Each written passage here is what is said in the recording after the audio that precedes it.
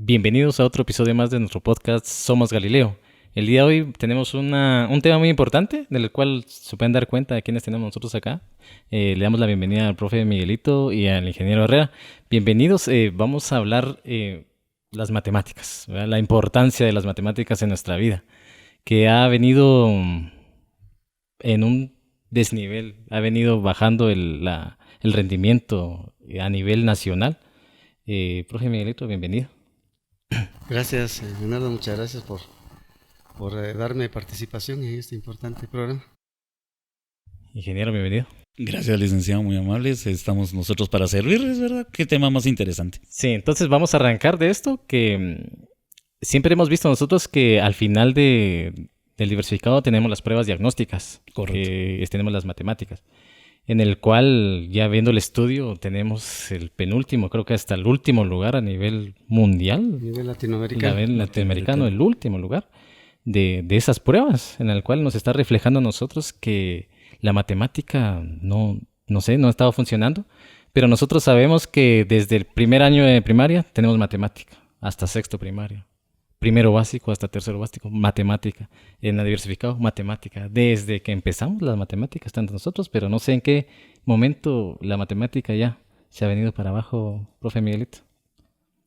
Bueno, hay muchos aspectos, pero tal vez uno de los primeros que yo quisiera enfocar es que el programa a nivel nacional. En una oportunidad que estuve también acá con ustedes, yo decía que realmente hemos importado programas que han funcionado en otros países, pero no son los ideales para nuestro medio. Aquí tal vez lo que ocurre es de que el currículo o los programas que se han establecido, en cierta forma tal vez han cumplido con el propósito de destruir la curiosidad natural de los niños y su creatividad. Desde los primeros años, la matemática se ha implementado de una manera muy rígida, muy directa, drástica, que en lugar de estimular, mata la creatividad del niño. Y de ahí vemos que es un curso al que todos le temen. O si no todos, es una gran mayoría.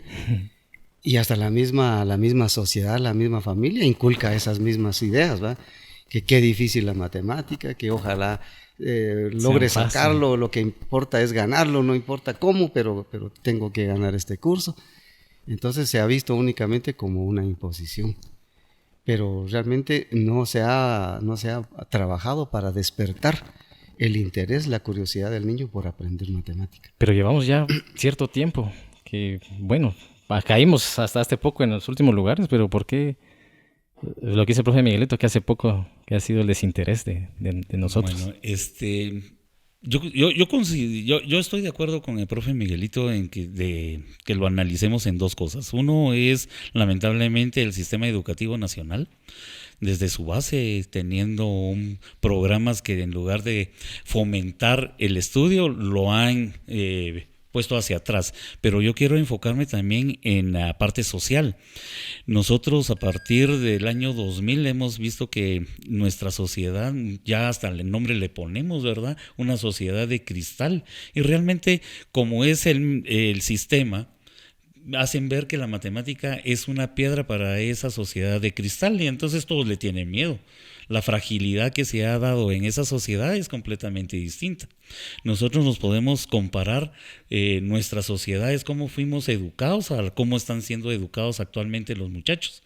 Nosotros fuimos educados a la ley de la regla. Si no se te quedaban si no se te quedaban las tablas, reglazo seguro, y no por papá, sino por el mismo maestro. Que te daba tu reglazo.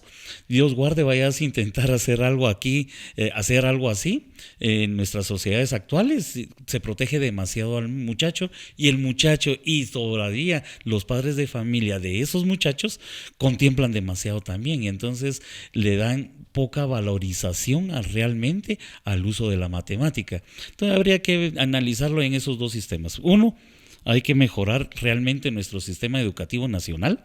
Tener el último lugar a nivel americano, latinoamericano, es una vergüenza. Realmente es una vergüenza. Y todavía que venga el sistema educativo, el ministerio, a través de sus delegaciones en todos los departamentos, a inculcarnos mejoras en ese sistema, eso es una falacia tremenda que se está generando a nivel nacional. Nosotros no podemos decir de que tenemos un buen sistema cuando las estadísticas lo están denotando fácilmente que somos el último.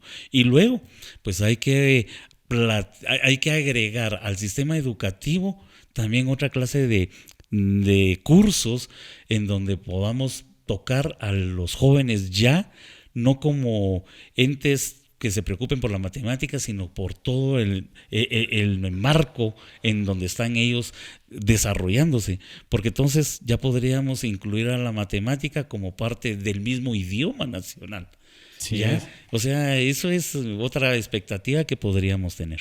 sí, hemos visto también que el problema que muchos dicen desde básico, digo, ¿para qué me va a servir la matemática? Dicen muchos, si no me va a servir para nada. Cuando empiezan a ver más lo que es el álgebra, ¿no? Empiezan a decir, Sí. no me sirve para nada, ¿verdad? Pero ¿por qué? Llegamos a esas instancias de que ya los estudiantes ya se bloquean con ese tema. Exacto. La verdad es que, como lo estábamos tratando en un principio, todos sabemos que algo está mal. Los políticos lo enfocan desde su punto de vista. Dicen, necesitamos mejorar, dar una mejor imagen del país a nivel mundial o a nivel latinoamericano, como lo quieran plantear. Por su parte, las escuelas necesitamos más inversión. Estamos siendo descuidados, no contamos con esto, nuestro edificio escolar está malo, el mobiliario, en fin. Pero todos dirán que hay algo que anda mal. Y a los únicos a quienes se les culpa de todo esto son los estudiantes. Y son a los que no se les escucha. Y ellos son los únicos que saben qué es lo que está pasando. Porque no se les logra despertar el interés por la matemática, ¿verdad? Si ellos desde el principio tuvieran esa bonita idea, pues decir, qué bonita la matemática, si matemática es jugar, matemática es imaginar, Sí. matemática es crear. Realmente la matemática es un arte, pero no se ha tomado como arte, sino que como una ciencia rígida y que forzosamente los alumnos la tienen que aprender. Ingeniero mencionaba hace un momento cómo nos enseñaban las tablas de multiplicar antes, Reglazo. ¿verdad? Por una presión, ¿verdad? Pero a pesar de que era así presión, lo cierto es que sí la aprendíamos y sabíamos matemáticas. Ahora no, porque ya no se permite esa presión. Si se le exige mucho a un estudiante, ya viene la protesta de la familia. Y hasta con derechos humanos y hasta otras instancias, ¿no? Que trató mal al alumno y Dios guarde que hay que tocarlo ahora, ¿verdad? No. Ya no se permite eso. Y entonces eso como que ha llevado un poquito también al descuido. Pero eso se pudiera sustituir si realmente las nuevas tendencias pedagógicas dicen que hay que tratar al alumno bien, que hay que estimularle. Está bien, pero entonces se necesitaría también de una buena profesionalización del profesor de matemática, porque hay mucha tela que cortar aquí, ¿verdad? Es que ese es lo que está diciendo ahorita el profesor Miguelito. Es cierto, ¿verdad? Fíjense ustedes, ¿cómo podemos pedirle al alumno que rinda más si el mismo ministerio prohíbe eso? ¿Cómo le podemos pedir al alumno que genere si la sociedad le prohíbe generar? ¿Ya? Nuestros jóvenes ahora están sumergidos únicamente en la tecnología, pero solo para juego. ¿Ya? No tienen la emoción de la matemática. Hace un rato estábamos diciendo de que deberíamos de poner cursos donde se lleve matemática que les pueda despertar la creatividad. Y en lógica matemática, ¿cómo vamos a poner lógica, por ejemplo, lógica matemática, si solamente se da en un solo grado? Cuarto grado, solo ahí se mira en su vida, lógica, y realmente la matemática se fundamenta en lógica, Y eso es increíble. El ministerio no se ha dado cuenta de que es necesario despertar la creatividad de los muchachos. Yo doy lógica. ¿Y qué es lo que les estoy enseñando ahorita, por ejemplo? ¿Qué les vamos a enseñar? Sencillamente a que aprendan a jugar ajedrez. ¿Ya? Ajedrez es de estrategias, es de utilizar el pensamiento, creatividad, algo que lamentablemente no se da. Nuestros jóvenes no les gusta, pero ni siquiera jugar, solo juegan maquinitas, se levantan y ya están pegados en la televisión jugando o en el teléfono. Y entonces no tienen creatividad porque ese es un sistema, ¿va? Es algo operativo donde vas paso por paso y si lo perdiste regresas, pero no tuviste nada de crear. Y eso es un grave problema que tenemos acá. Viene siempre, profe Miguelito, es un arte, ¿va? Que uno va a recibir un ejercicio. Correcto. Y es una satisfacción enorme encontrar uno el resultado. Es decir, lo encontré. ¿Cómo lo encontré? Todo lo que yo realicé. Pero ahora estamos viendo que hemos ido para atrás con esto de la tecnología, que hay muchas aplicaciones que solo con poner la foto o la imagen del problema, ¡pum! Solo le marca una la respuesta. ¿Va? Y hay unas sumas, unas operaciones. Va a ver cuánto es 4 por 3. Y ahí va sacando 12, dice uno, y son cosas que uno lo tiene que tener ya en la mente, que es una satisfacción de uno mismo saber esto de las matemáticas, no llegar a la tecnología que nos esté siempre salvando de todo. Entonces aquí hay un dilema, porque los que estamos empeñados en que el estudiante realmente desarrolle su creatividad, su ingenio, pero si nos dedicamos mucho a eso, nos van a tildar de maestros que no enseñamos, que no sabemos matemática. Porque la misma tendencia de la sociedad es aquello de que el buen matemático es el que llena la pizarra de cosas y que el alumno apenas si las alcanzó que no nos desviemos nosotros a copiar y que el resultado es este. Yo aquí tengo un pequeño ejemplo. No sé por dónde lo enfoco para que lo... Tengo esta parte y pues es tal vez le voy a marcar aquí el contorno, si no, no da la idea. Entonces, tengo un contorno que es un rectángulo y dentro tengo un triángulo. Y entonces se le podría preguntar a un grupo de estudiantes, ¿qué parte del rectángulo ocupa el triángulo? Si ellos no manejan todavía el concepto de área, pues, ¿qué parte del rectángulo ocupa el triángulo? ¿Será una cuarta parte, una tercera parte? ¿Serán 2/3 partes, etcétera? ¿Cuánto será? Pero no necesariamente que me den la respuesta correcta, sino que ponerlos a prueba, a pensar. Correcto. Que descubran, que se equivoquen, pero que vayan tratando de hacer las cosas. Entonces, de tanto probar, va a haber alguien que de pronto va a decir, bueno, o si pasó un tiempo y los estudiantes ninguno de ellos logró, yo los puedo estimular a que piensen. Entonces, por ejemplo, les digo, ¿y qué pasaría si yo les propongo esta línea aquí? Piensen ahora. Ajá. Entonces dice, sí, es que ahora esta parte tiene la mitad del triángulo y la mitad del rectángulo. Y esta otra también tiene la mitad del triángulo y la mitad del... Entonces, ¿qué parte ocupa el triángulo de todo? La mitad. La mitad. Pero antes no se había descubierto. Pero se puede llegar a esto, ¿verdad? Pero eso es dejar la creatividad del alumno. O sea, nosotros lo que necesitamos es cultivar esa creatividad. Y ese, lamentablemente, como lo acaba de decir el profe Miguelito, si nosotros nos dedicamos a cultivar la creatividad, nos van a jactar de malos catedráticos porque no les estamos dando el razonamiento lógico de estar escribiendo y escribiendo y escribiendo y resolviendo problemas. Eso no debe de ser así. Es que actualmente se ha pensado que la matemática es aprender leyes, aprender fórmulas y procedimientos ya establecidos y obtener el resultado. Pero prohibido que los alumnos piensen porque es así. Correcto. Y esa es la parte que está fallando. Hasta despejar una fórmula es imposible. Sí, esa es la parte que está fallando. Porque, por ejemplo, si tenemos un problema que nos pudiera decir, hallar dos números cuya suma es 83 y su diferencia es 7. Se lo dejamos ahí. Pero llega el estudiante a su casa y dice, mira papá, me están pidiendo un problema que el profesor ni ha enseñado. Sí. Es que tenemos la idea de que el problema que ya se enseñó, ese es el que podemos preguntar, no otro. No otro. Y ese Y tiene que ese es venir el en el error. examen. Ahí es la Sí, equivocación. igualito. Le cerramos la creatividad al muchacho. O sea, no los dejamos que piensen y que vayan a producir su propio conocimiento. ¿Por qué? Por ejemplos clásicos. Pitágoras, ¿por qué no en lugar de enseñarle Pitágoras en un pizarrón no llevamos a un patojo a un terreno y que midan el terreno a través de un Pitágoras? Es otra cosa, es otro sistema, es algo que los va a motivar tal vez, pero si nosotros lo sacamos, entonces vamos a tener nos arriesgamos hasta una demanda, porque de repente nos van a decir, ¿por qué los está sacando de la instalación? ¿Por qué estamos utilizando otra metodología? Y el mismo ministerio nos amarra las manos. Entonces sí es un grave problema la enseñanza de la matemática con sistemas como el que tenemos actualmente. Y el problema es ahora la pandemia que nos llegó a caer, que la Ese respuesta. es otro atenuante que hay que sumarle, ¿no? O sea, atenuante que uno quiere la respuesta de los estudiantes rápido. Pásame la respuesta.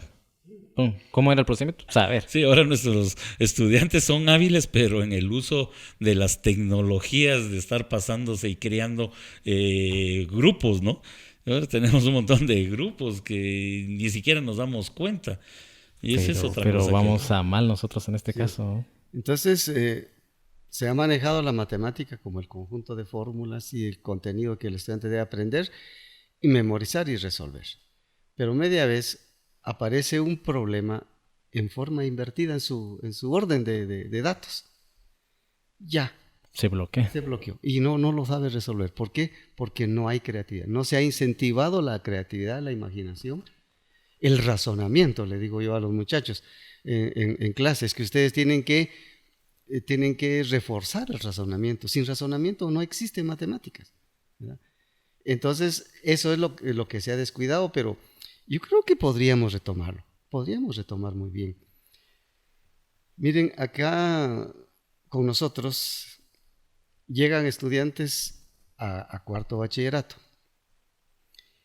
Entonces se les da una pequeña inducción en la matemática mediante un curso de nivelación, que prácticamente no se alcanza a hacer mayor cosa. Entonces ya inicia el ciclo escolar y yo continúo con el reforzamiento de lo que ellos debieron haber estudiado en tercero, en el básico. Y me resultan diciendo, eso no lo vi, eso no lo... Entonces yo le digo, respuesta más fácil. Entonces yo les digo, no creo en todo lo que me dicen. Puede ser que lo hayan estudiado, pero ustedes no lo quisieron aprender. O puede ser que sí lo hayan visto, pero no se los enseñaron bien y ustedes no lo alcanzaron a aprender. Y en el peor de los casos, alguien pudo haber dicho, no, eso no les va a servir, mejor estudiemos otro curso, porque el profesor posiblemente no sabía matemática, pero sí le dio su certificado con 80 puntos. Que eso es otra cosa, ¿verdad? Y entonces ya tenemos aquí muchos factores que corregir, ¿verdad? Y entonces tenemos que luchar contra todo eso, ¿no?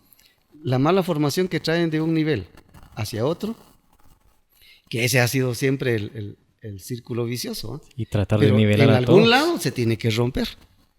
Yo he tratado de hacer eso aquí con los estudiantes porque no empiezo mi programa de matemática de cuarto bachillerato de una vez. Lo estoy empezando hasta abril. Fíjese, hasta en abril. Más o o a menos. veces a finales de abril. ¿Y usted piensa que están todos al nivel ese mes? Es que cómo No. cuesta nivelarlos, la verdad. Entonces, algunos van dando la talla, pero otros luego se acomodan o luego vuelven a las mismas cosas de su ciclo anterior. Correcto. Ya tienen vicios que son muy difíciles de romper, Eso es cierto. ¿verdad? Entonces, luego comienzan a ver cómo es el profesor, cómo lo hace. Entonces ya después el envío de tareas, ya buscan sus estrategias de cómo solo cumplir, pero sin aprender. Eso es lamentablemente lo que se ha dado con la pandemia, como lo acaban de decir aquí, ¿verdad? La pandemia lo que provocó con los jóvenes es sencillamente copiar. Ya ponen a un ente que de repente ni siquiera puede ser estudiante, ¿verdad? El Porque internet. eso no lo podemos controlar nosotros.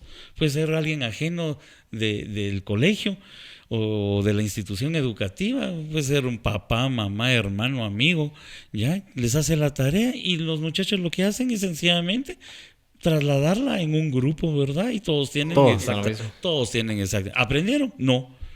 No aprendieron absolutamente nada en ese sentido. Nosotros deberíamos de tener a los jóvenes ya acá y sin decirles, miren muchachos, vamos a aprender directamente, darse cuenta el maestro cómo va aprendiendo el joven. Porque uno sabe. sí, de repente por ahí nos puede salir algún problema, algún muchacho con algún problema, ¿no? Ya, discalculia de repente, y no lo habíamos notado, porque realmente en las redes sociales controlar a alguien que tenga un problema de discalculia, por ejemplo, no se va a poder. Eso únicamente se puede cuando tienes el contacto personal con el joven. Y entonces nosotros deberíamos, primero, tener el contacto personal con el joven, saber qué es su necesidad y cómo lo podemos ayudar. 2, dejarlo que él genere su propio conocimiento. Ya sabemos, le podemos dar la guía, pero dejarlo a él que vaya generando. Eso nos va a dar la pauta a nosotros que estamos dando un buen resultado.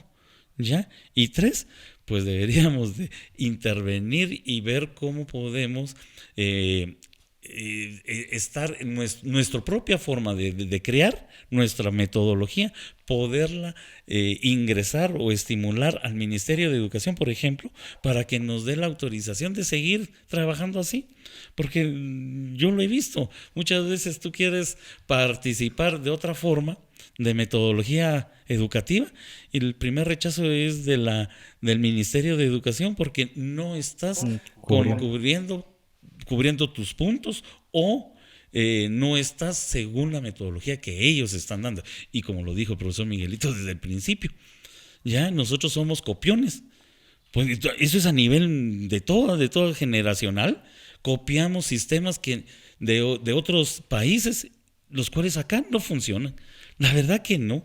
Estamos hablando de que el método cubano es real, la verdad que sí, es muy interesante en los métodos cubanos en educación, pero no funcionan en Guatemala. ¿Ya? No funciona. Nuestra sociedad no es la misma sociedad cubana. ¿Ya? Empecemos por salud. ¿Cómo vamos a pedir a un muchacho pedirle su máximo rendimiento cuando viene acá y no han desayunado? Está enfermo, viene con catarro, con dolor de garganta, diarrea. Sí, yo también lo que pienso que los estudiantes tienen el miedo a entregar resultados malos siempre. O sea, ellos tratan de entregarlo todo bien para que esté todo bien, pero a nosotros nos sirve bastante ver lo malo que tienen los estudiantes. No les enseñamos a perder, ¿verdad? Tienen el miedo ellos de y les tenemos que enseñar eso, les tenemos que enseñar a perder. Sí, y nosotros ahí nos damos cuenta en dónde está fallando. Correcto, dónde está fallando. Es la única forma que podemos encontrar los fallos, ¿verdad? Cuando él pierde. Entonces, como no los hemos orientado a que pierdan, entonces ellos buscan por otros lados no perder.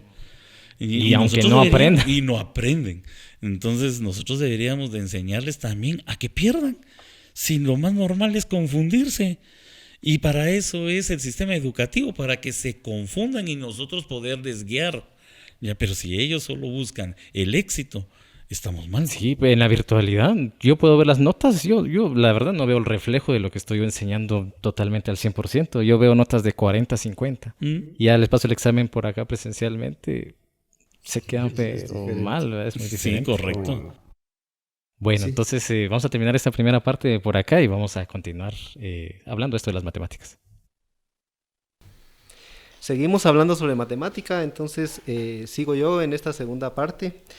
Pues, según lo que se ha dicho, ¿verdad? Y han platicado con el profesor Leonardo.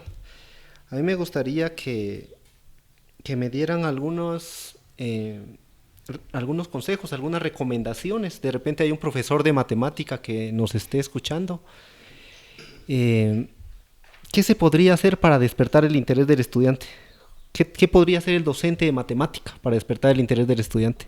Como tarea netamente del docente de matemática es saber estimular al estudiante en su razonamiento, en su pensamiento, su creatividad. Porque de otra manera no va a llegar a tener un gusto por la matemática. Si hiciéramos una encuesta a cuánto les gusta la matemática, va a ser un porcentaje muy bajo. La mayoría odia la matemática. No quieren aprender, no quieren saber nada de matemáticas. Incluso cuando alguien va a la universidad, trata de buscar una carrera que no lleve matemática. ¿Verdad? Bueno, pero la pregunta es, ¿qué podemos hacer nosotros los profesores? estimular esa creatividad. ¿Cómo? Yo lo que hago, y lo comparto aquí pues para todos los que nos están escuchando, y si hay profesores de matemática también, que el estudiante sepa el porqué de las cosas. Con un grupo de profesores en una oportunidad yo les decía, miren, ¿y qué ocurre si se multiplica un número negativo por otro negativo? Entonces, sale positivo. ¿Por qué? ¿Por qué? Y entonces la respuesta, porque menos por menos da más. Esa no es respuesta. Esa es una memorización de alguien que se lo dijo. Porque la ley dice que dos números de igual signo da positivo. Eso es una ley. Pero ¿por qué surgió esa ley? ¿En dónde está el origen de esa ley? Pues, y luego a buscar libros y libros, y no hay un libro escrito sobre eso. Y entonces yo quise averiguar y no existía. Entonces dije, pero hay una razón, yo la voy a encontrar, y la encontré. Y con eso ayudé a mi compañero de la universidad a preparar su examen privado en el profesorado de matemática de la Universidad de Landívar. Y él sacó mejor punteo que yo, porque yo le di el chivito de que le demostrara a la terna examinadora por qué el multiplicar dos números negativos sale positivo. Porque todos conocen la regla, pero no saben el origen de la regla. Y entonces ahí yo siento que esa es la parte fundamental. El estudiante tiene que saber por qué.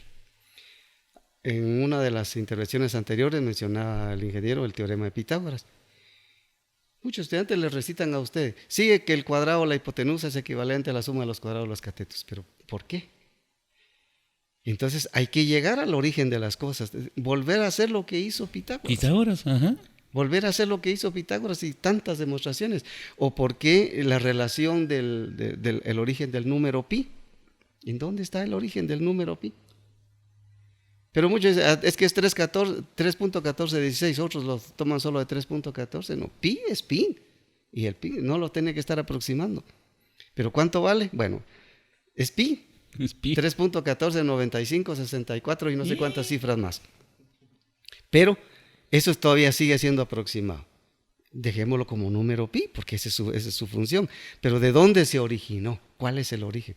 Para que después ellos no les cueste aplicar esa relación que existe entre la longitud de la circunferencia y la longitud del diámetro o el radio, y que después los lleva a descubrir el área de un círculo. Pero el origen es lo fundamental, el origen, ¿verdad? Ahora, eso es lo que hay que estimular. Pero desafortunadamente, cuando tenemos grupos muy numerosos en una clase, no es posible.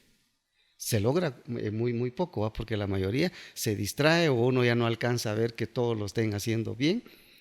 Es decir, hay muchos factores, pero contra todos los factores adversos estaría por encima de todo nuestro interés, nuestra voluntad de ser auténticos profesores de matemática y saberles enseñar a los muchachos el origen de todo. Y no ocultarles nada. Entonces ellos ya van sobre la verdad, porque están reconstruyendo el cuerpo de la matemática. Y mucho va a decir, ¿por qué lo está haciendo? Si ya eso, ¿qué tiempo lo dijeron? Y ahora que lo aprendan ellos. No, es que ahí es donde estamos fallando. La matemática no es para que el alumno venga a repetir cosas. La matemática es para que el alumno venga a recrear las mismas cosas, ¿verdad? Correcto. Ingeniero, la misma pregunta. No, yo un consejo que le podría dar yo a los catedráticos de matemáticas sería, vas a encontrar, como amigo matemático, vas a encontrar una tremenda ayuda cuando te bajes del sistema academicista que nos ha impuesto el ministerio. Cuando tú te bajes del pizarrón, te desprendas de ese pizarrón y te vayas al lado de los muchachos, vas a conocerlos. Ellos te van a conocer y ellos mismos te van a enseñar sus necesidades. Y tú lo único que vas a hacer es ser un guía para poder generar la creatividad de ellos. La única forma es bajarse, ponerse a nivel de ellos para poder estar en contacto con ellos, saber cuál es su necesidad y saber cómo los podemos ayudar. Dejémoslos que sigan hacia adelante, que sean creativos, y qué bonito es eso. ¿Por qué les tenemos que estar repitiendo teoremas y teoremas? Solo hacemos repetitivos a nuestros muchachos, cero análisis. Bajémonos del pedestal del academicismo tradicional, involucrémonos en la participación con el estudiante y entonces les vamos a dar la oportunidad de que ellos mismos generen sus propios conceptos, sus propias ideas, sus propias necesidades. Excelente. Pues entonces puntualmente los consejos son que busquen el porqué y bajarse al nivel de ellos, como ser un compañero más. Correcto. Ya, vas a encontrarlo. Excelente. Otra pregunta, bueno, en realidad esta es una falacia que se está dando. Hay personas que plantean esta posibilidad de que las matemáticas están compitiendo con otras ciencias, por ejemplo. He escuchado a algunos que dicen, el arte es más importante, o es más importante el lenguaje. O es tal cosa, es decir, aquello de querer crear una falacia de falso dilema, de decir no pueden coexistir juntas. ¿Qué opinan ustedes de eso? No sé si se entendió la pregunta. Ajá, correcto. Tal vez no es de que compitan, lo que pasa es que no hemos llegado a considerar el verdadero papel de las matemáticas. Tanto un matemático así como un pintor, un poeta, es un creador de patrones. Y si los patrones de los matemáticos son más permanentes que los de los otros artistas, es porque están hechos de ideas. Los matemáticos van por ahí creando patrones de ideas. Ahora, ¿qué tipo de patrones? ¿Qué tipo de ideas? Ahí es donde está el asunto. Entonces no es una competitividad, o tal vez no le alcancé a entender bien la pregunta.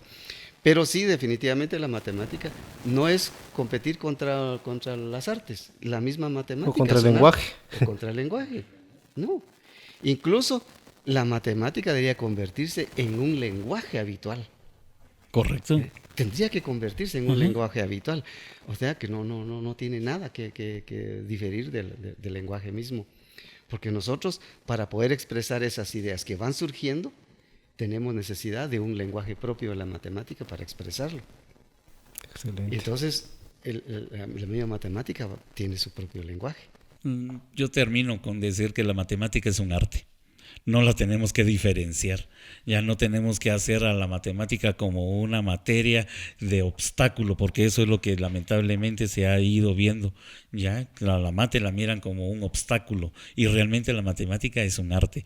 Hace un ratito me viene a la mente de que a principios de este año lo primero que yo hice con mis muchachos fue que vieran, pedirles que vieran un video que surge en el año 1961, antes de que yo naciera. Imagínense ustedes qué tan viejo es el video, pero es un video de caricaturas de Walt Disney, ya donde hacen la referencia de la importancia de la matemática en todos los ámbitos de la vida.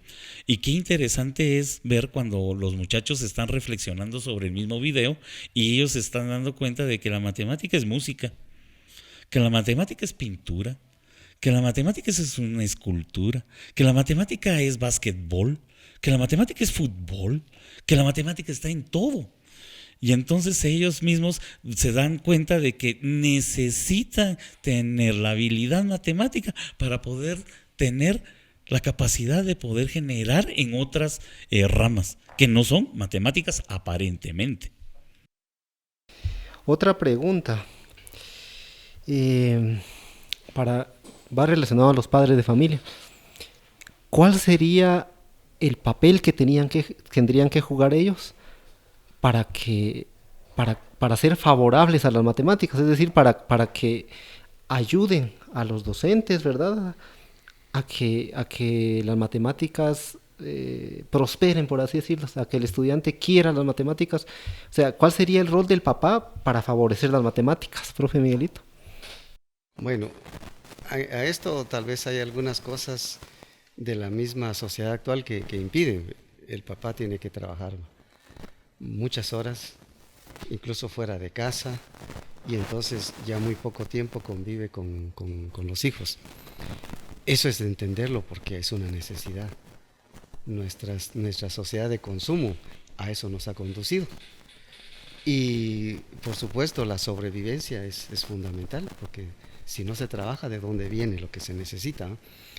Pero dentro de todo esto, si el padre de familia es consciente, tendría que dedicar un tiempecito para apoyarle. Y que su actitud para sus hijos como estudiantes sea no de alcahuetearlos, sino de estimularlos a que siempre vayan tras la verdad. Y que el esfuerzo que tengan que hacer va a ser la clave de su éxito. Digo esto porque en muchos casos los mismos padres de familia se oponen a que se les enseñe matemática, ¿verdad? Aquí mismo en el colegio yo tuve la queja de una vez de un padre de familia que por qué estaba yo usando X libro si ese libro lo usan en la universidad, que yo les estaba enseñando un nivel que ellos no alcanzaban a entender. Si el libro está analizado, está estudiado para este nivel, está bien hecho. Y si yo lo utilizo es porque tiene una estrategia de enseñanza que lleva al alumno a pensar. Porque los ejemplos que se proponen van en una línea. Los ejercicios que se resuelven ya son un poquito diferentes. No que sean de diferente temática, sino de diferente modo de plantearlo, pues, porque ahí tiene que entrar en juego cómo lo va a analizar el alumno para poderlo resolver. Pero miren, la actitud de algunos de padres es de que no, que eso está mal, ¿va? Lo otro, ya lo había dicho el ingeniero hace un momento, ante una tarea, lo que decimos, no tengas pena, hijo, aquí yo te voy a pagar quien te haga esa tarea y presentarla. Entonces, ahí no hay ninguna ayuda. ¿Ya? Todos sabemos que la comunidad educativa está la escuela, en este caso nosotros el colegio, que nos involucra a nosotros como docentes, están los estudiantes y están los padres de familia. Si una de estas cosas falla, se viene abajo todo. Y en nuestros tiempos, creo que estamos fallando los tres. Estamos fallando los tres. Los padres de familia no toman el rol como padres de familia, que son los primeros educadores de los hijos. Los hijos ya se dejaron conducir por otras cosas. La tecnología vino a nuestro país en un momento en que no estábamos preparados para recibirla y se ha usado mal. Y en la escuela, mucho profesor enseñando matemática que no sabe enseñar matemática. Entonces estamos fallando. Yo para ir terminando en ese tema, lamentablemente el padre de familia ha interpretado mal la educación. Cree que el profesor es un educador y realmente el profesor es solamente una guía. ¿Ya? Nosotros no somos educadores realmente. La educación se recibe en el hogar y lamentablemente nuestra sociedad eso se le ha olvidado. Los padres actualmente, lo que acaba de decir el profe Miguelito, ¿verdad? Creen que educar es pagarle a alguien para que le haga la tarea. Le estamos enseñando antivalores. Valores éticos y morales se deben de generar en el hogar y lamentablemente no los generan los papás. ¿Ya? Les están enseñando a hacer a sus propios hijos mañosos. Y eso es qué tristeza, porque eso lo vienen a reflejar aquí al colegio. Lo reflejan en la sociedad, lo reflejan ante sus amigos y se van haciendo círculos de amigos supuestos que lamentablemente en lugar de invocar a los muchachos a que se salgan bien en la sociedad, los retrasan. Y eso es un grave problema. Los papás únicamente pedirles apoyo. Que apoyen a sus muchachos, no es posible, es cierto, la misma sociedad consumista que tenemos nos hace que nosotros nos alejemos mucho tiempo de nuestros hogares, pero tenemos 5 minutos, 10 minutos para que agarre a su muchacho y preguntarle cómo te fue, qué hiciste hoy, qué te puedo ayudar, decime cómo estuvo tu tarea, revisemos tu tarea. Miremos qué hiciste, cómo te enseñaron. Son 5 minutos que son sumamente productivos para el muchacho, porque el muchacho lo que va a tener es ese contacto con papá, con mamá. Muchas veces la dejamos solamente a la mamá, ¿ya? Porque ella, no, es que ella, el machismo, nuestra sociedad machista, ¿verdad? Que hay que dejar a la mamá a cargo del cuidado de los muchachos. Y no es cierto. Nosotros como padres de familia, hombres, tenemos la responsabilidad de enseñarles valores a nuestros hijos también. Así que apoyémoslos, dediquémosles 5, 10 minutos, pero démosles calidad de tiempo, no cantidad. Estamos muchas veces, no, vamos a ir a ver una película y nos metemos a un súper y vamos con todos o vamos... Esa es cantidad de tiempo. ¿Realmente le estás dando calidad? No le estás dando calidad. Démosles calidad. Excelente.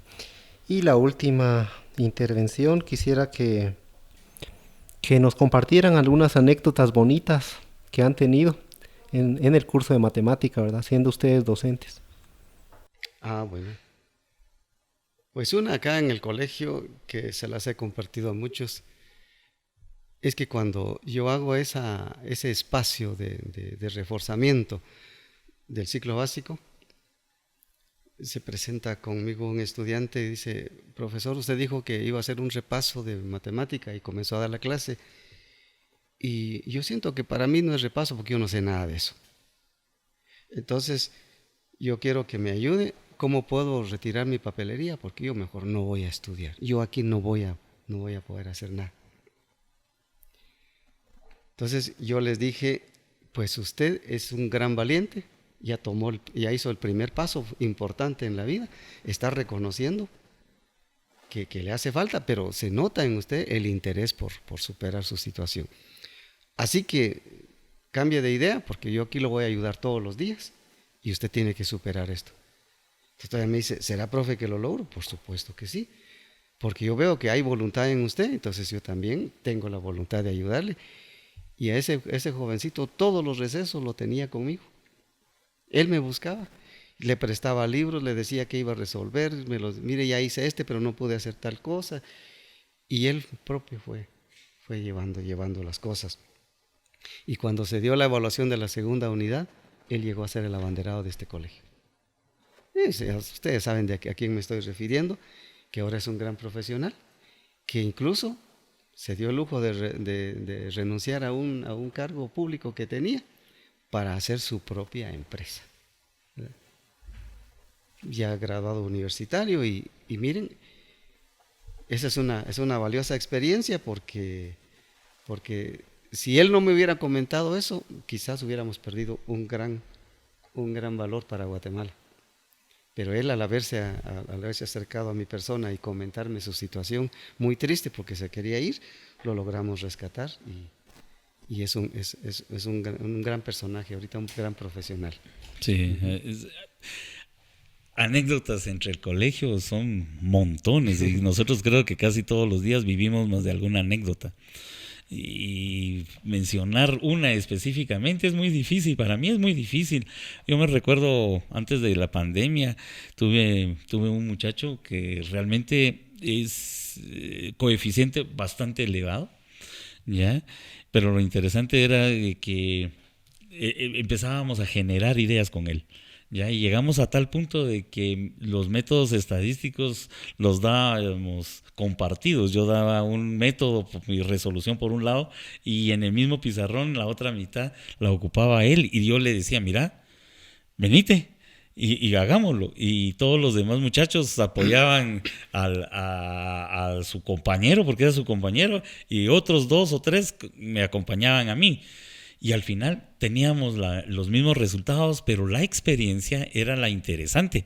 La experiencia era de que los demás estaban siguiendo a su líder, a su macho alfa de la clase. Y su macho alfa era él, increíblemente.